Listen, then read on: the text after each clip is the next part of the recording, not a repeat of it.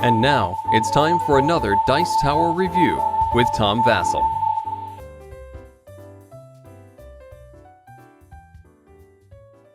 I've seen that look somewhere. And yeah, I'm pretty sure I've seen that look also. Well, it's better, I suppose, than getting this look. The look of doom and despair.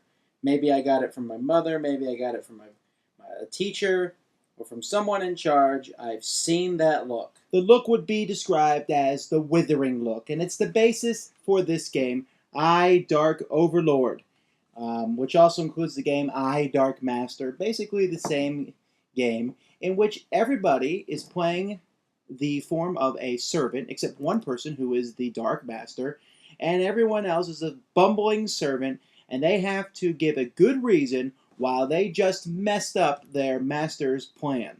Now, this is a Fantasy Flight Silverline game. I'd come really close to hesitating to call this a board or card game at all, because it's basically a role playing game.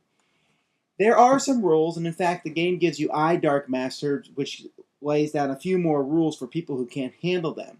But what this game is a chance for you to say, "Well, I didn't do that because, and I didn't accomplish your mission because," and make up some funny excuses.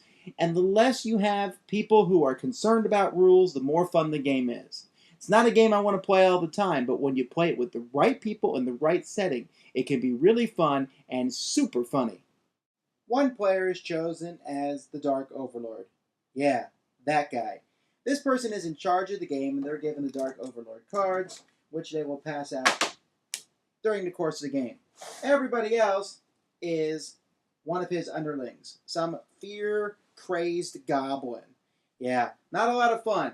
Now, you have to realize the person who is the Overlord has an immense amount of power in this game, so if you give it to someone who is essentially a power-hungry munchkin, you're not going to have fun. But you want to give it to someone who's fair and who can roleplay being an evil Overlord, at least to some degree.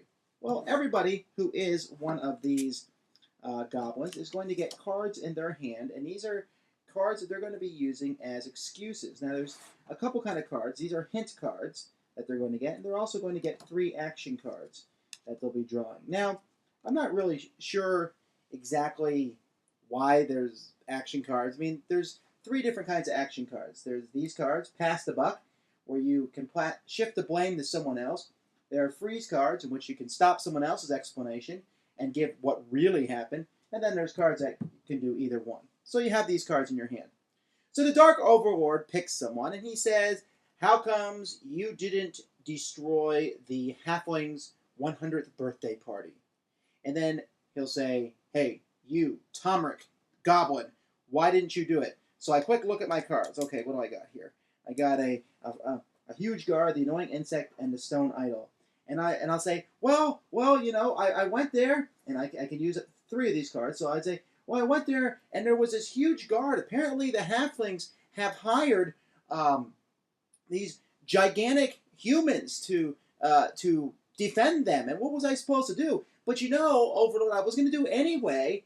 And this is when I play my Pass the Buck card. And I'll say, but Samric, he said we should go catch these bees instead because we want to give you honey for your birthday. That's what he said. It wasn't my idea. Now, of course, at this point in time, as you can tell there, my excuse is a bit lame, and the Overlord may call me on that, or he may accept it, and then the buck passes to Samric, who then has to use one of his cards, and he says, well, no, it wasn't this honey. I heard that there was a mysterious potion there, and I thought that would be valuable to you, more valuable than the party. Now, this is where, when he's giving his excuse, this is where I can play a freeze card. And I could say, well, hang on a second. You said that you were getting that potion? I don't think so. I thought you were looking for an idol for profit for yourself. That's what you told me. You told me you didn't care about the Overlord. In fact, I think you called him fat and stupid, like this stone idol. All right. Well, at this point in time, we might go back and forth, or we might shift the blame to someone else. There's chances to draw more cards, but basically that is how the game progresses. We're going to keep going until the Overlord has had enough and decides that it doesn't matter what the excuse is, or the excuse is bad, or he can decide that someone is going too slow, or that someone personally insulted him or that someone is just a gibbering moron. And when he decides that, he will give them a withering look. If they already have a withering look, they flip it over to side 2. And if they have the second withering look, they flip it to side 3. Now, it is possible that they can cry for mercy at this point in time, at which point we take the action cards and turn the top one over. If there's a skull on it, which there is here, too bad, no mercy. Otherwise, he can grant them mercy if there's no skull. That's the game without any of the rules added. Now, if you don't like that and you want to play with a few more rules, you can force the Overlord to draw cards himself and turn over 3 cards at the beginning of the round and use those cards to make up some kind of story, the mission. Here's the Dull Goblin, Nails, and the most monstrous monster. And so he can say, look, I wanted the most monstrous monster so that I can unleash him on the humans. And so I told you to take John, the Dull Goblin, and throw him in, use him as bait, and then bring back this monstrous monster using nails. Make sure you bring enough nails to build that cage, and yet you guys came back without the monster. What happened? And then the Overlord himself will have to use cards like these and hint cards like these to interrupt other people. It basically puts a lot more restrictions on him. And so you have 2 versions of the game. There's also some rules about the icons that are in the corner of the card and how when the Overlord plays one, you have to play a matching one and such. But basically, it's the exact same game with more restrictions on when you can play cards. Dark Overlord is not a game that I want to play all the time. Frankly, I like rules to games. I like when games have strict rules and we follow them to some degree. Now, there is a time when I want to play with open freewheeling. I mean, this game is really one that's just open to storytelling. But I'm telling you, if you get one person in the game who sits there and says, well, I don't think you can do that. No, I don't think that card works at that point in time. Or they're just trying to win at all costs and forget the role-playing, forget the storytelling, forget everything. It's not going to be any fun. But you get a bunch of people together who can tell funny excuses, they get into the character of the game, then it can be fun. You can also have a Dark Overlord who just hands out withering looks willy-nilly, who doesn't care, who's just, oh, I don't like you, oh, that was dumb, you know, and they can ruin the game too. So, do you want this game?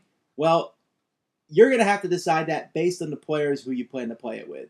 You have a bunch of people who like to tell a good yarn, who like to just tell funny stories and have a good old time, then this might be a great game for you. And even then, I don't think you're going to play it all the time. I think it's one of those things where you say, hey, we're in the mood, let's pull this game out now and have 20, 30 minutes of a laugh. But if you're there and you say, I don't know if that's in the rules, don't even bother. Go get a different game. But I found it fun and funny for short periods of time. Thanks for joining us today. For more written, audio, and video reviews, as well as the #1 board game podcast, check out the website at www.thedicetower.com. Until then, this is Eric Summerer, and you've been watching The Dice Tower.